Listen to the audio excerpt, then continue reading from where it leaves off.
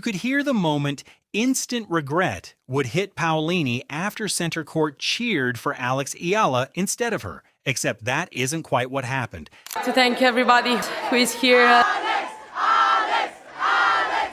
And the truer story is stranger and better than the headline suggests. If you were sitting in the upper tier of center court on the afternoon of July 6, 2026, you noticed it before either player did. The chairs are dark green, and the air was 31 degrees, and by the time the two women walked out, the applause had already tilted. It didn't tilt loudly. Wimbledon crowds don't do loud. It tilted in the way tennis crowds tilt at Wimbledon, which is by a fraction of a second.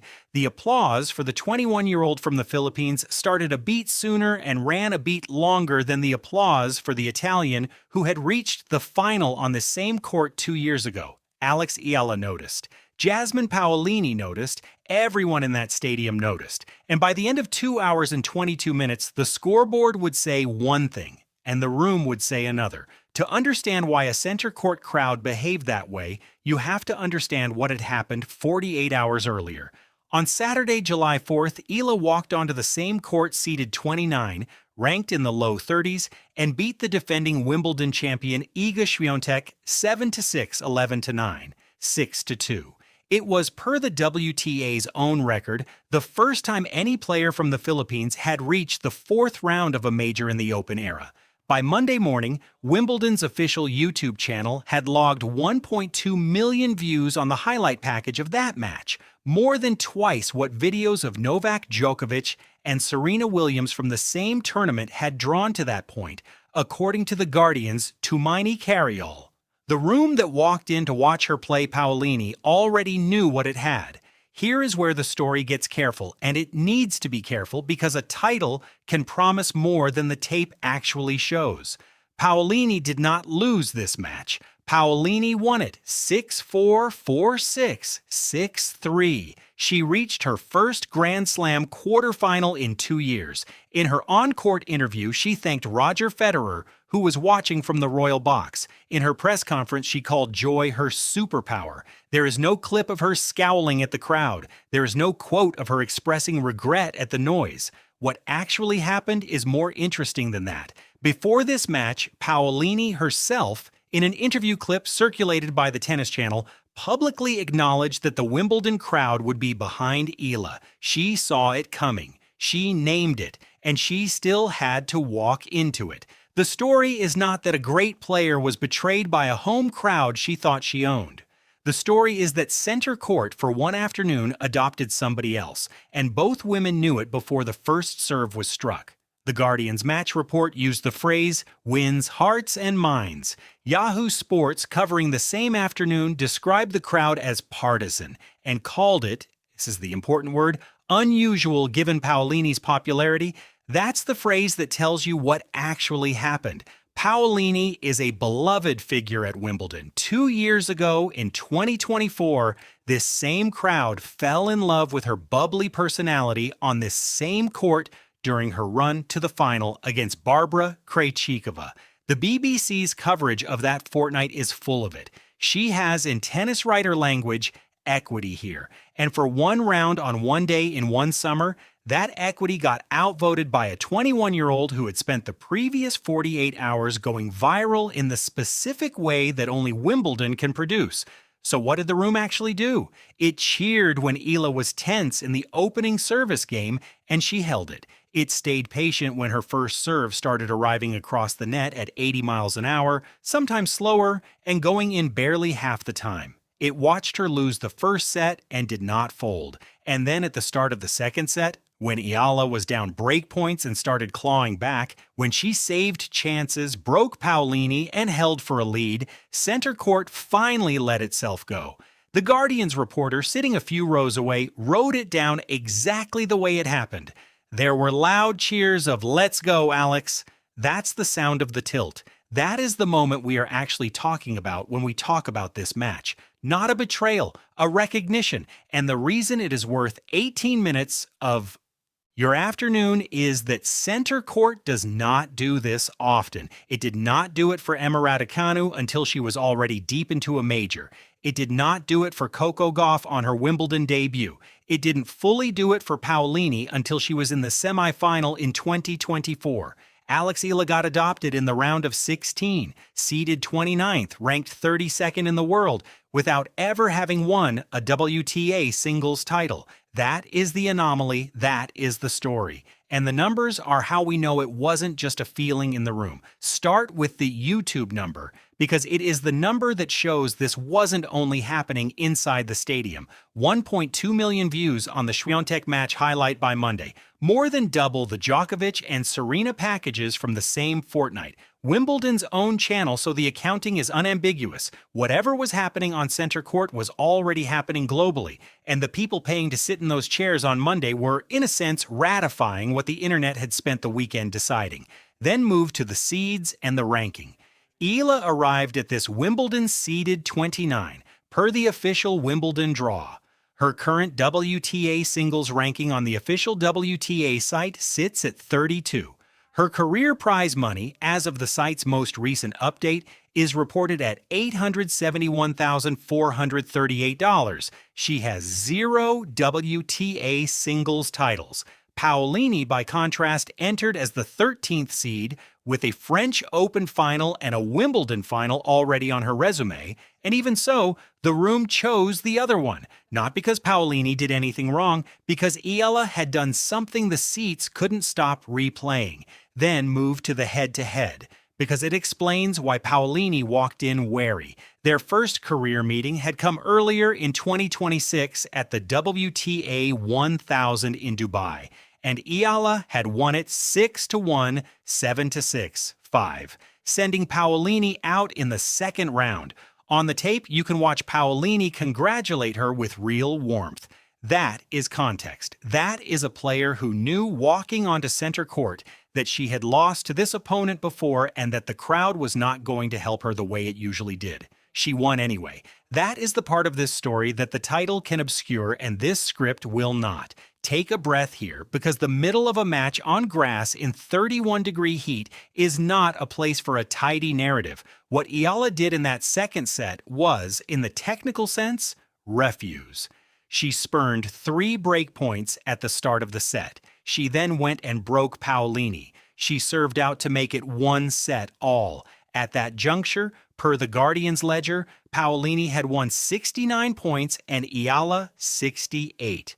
1 point apart after nearly an hour and a half. And this is where the emotional climax of the afternoon lives. Not at match point, not at any single winner, but at the noise the stadium made when it realized this was going to a third set. That noise, let's go, Alex, is the sound of a crowd being surprised by its own preference. The people in those seats bought tickets weeks or months ago. Many of them, statistically, are not Filipino. Wimbledon does not sell that many tickets to Manila. What they were doing in real time was picking. They were watching a player they had never heard of a year ago and deciding out loud that they wanted her to win. Paolini has said in her own words, per that pre-match Tennis Channel clip, that she believed the crowd would be behind Eala. What she probably could not have prepared for was how much they would be behind her on this court, in this round, this early, and then because tennis is not sentimental, the third set arrived and the serve arrived with it. Because on grass, a crowd can carry you as far as the mechanics allow and no further. At 4-3 in the decider, Eala made successive errors and was broken. The Guardian's ledger records 1 first serve at 65 miles per hour in the closing stretch, a number that, if you follow tour tennis, tells you what happened before the announcer has to. Paolini improved from winning less than 50% of her first serve points earlier in the match to 94% in the third set, per the Yahoo Sports summary. She held again. She served the match out per the BBC's clock after 2 hours and 22 minutes. Federer applauded from the royal box, and Paolini said afterward on court, "I want to thank Roger. He's my idol. In the match, I was trying to stay focused and not think about him being here." Two players, two speeches after the match. Read them in sequence and you will understand why the instant regret framing of this story doesn't hold. Paolini, per the BBC's transcript of her on-court interview, "It was really tough, a roller coaster. There were tough moments, but I kept working with my team supporting me. I love what I do, but I have to enjoy it. It's my superpower." That is not the language of a player who left center court bitter about the crowd's affections. That is a player who has already processed that particular Wimbledon truth, that this stadium picks whoever it wants to pick, and decided her job is to play tennis anyway. Now read Eala from The Guardian's post-match press conference on the same afternoon. Never say die, and play every point like your life depends on it. And then when asked about her serve, which had abandoned her, "My serve was not as good as maybe other matches, but I have days like that. Everyone has days where they don't play their best. I understand that's part of the job. I don't think I'm going to be playing the best tennis of my life every single day. I don't expect that." She is 21 years old. That is a professional talking. Then this, which is the sentence that tells you why the crowd chose her. "Of course there are things I would have liked to do differently, but in the end, that's just tennis. That's also what's beautiful about tennis.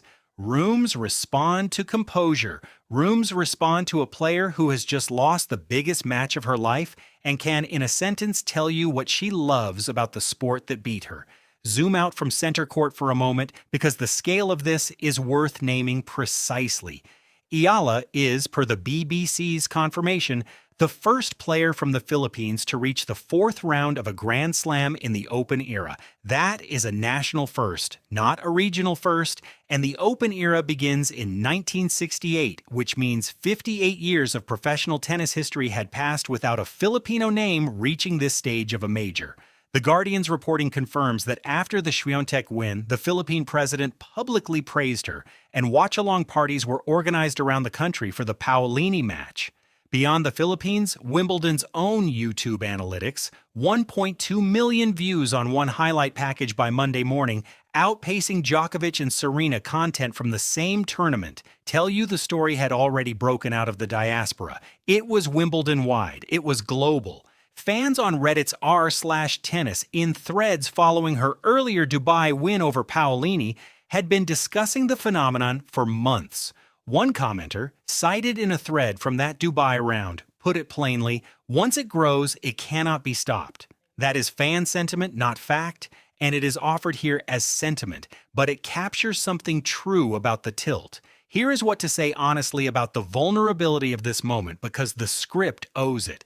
Eala lost this match for a specific reason, and the reason is not the crowd. Her first serve went missing. The Guardian's report captured a moment at 4-1 down in the first set when she hit a first serve that barely reached the bottom of the net and then clanked her second serve long. That is not a metaphor for anything. That is a mechanical breakdown at a specific score. Her serve has been the identified vulnerability in her game through the 2026 season, and center court against a former Grand Slam finalist is where that kind of vulnerability gets exposed. She said so herself. No injury was reported, no excuse was offered. The North American hard court swing is next. Montreal or Toronto for the Canadian Open, then Cincinnati, then the US Open, and that is where the next chapter of this story gets written, on a surface that will, if she wants it to, forgive her serve more than grass did.